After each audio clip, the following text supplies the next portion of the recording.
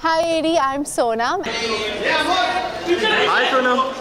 সম্প্রতি মুম্বাইয়ের এক অনুষ্ঠানে হবু মা সোনাম কাপুর বেবি বাম্প সহ ঝলমলে রূপে সবার নজর কাড়েন। শীতের আমেজে মুম্বাই যখন একটু ঠান্ডা, তখন নিজের পছন্দের শীতের পোশাক হিসেবে মখমলের মেক্সি গাউন পরে স্টাইল আর গ্ল্যামার দুটোই দারুণভাবে তুলে ধরেন অভিনেত্রী।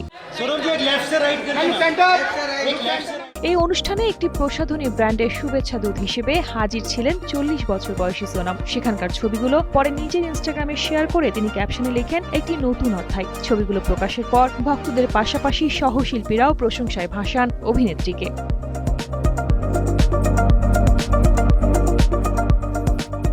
2022 সালের আগস্টে প্রথমবার পুত্র সন্তানের মা হন সোনাম কাপুর। একমাত্র স্মার্ট সিটি বসুন্ধরা, আধুনিকতায় এক ধাপ এগিয়ে।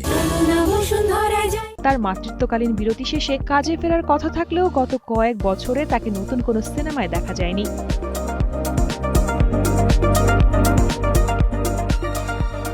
গত বছরের নভেম্বরে ইনস্টাগ্রামে বেবি বাম্পের ছবি পোস্ট করে দ্বিতীয়বার মা হতে চলার খবরটি নিজেই নিশ্চিত করেন তিনি। জানা গেছে 2026 সালের বসন্তে তাদের পরিবারে নতুন সদস্যের আগমন ঘটতে চলেছে।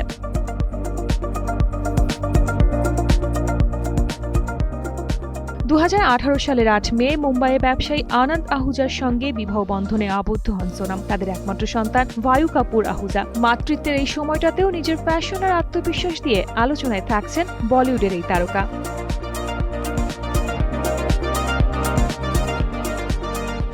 শালিন সুমি, কালের কণ্ঠ।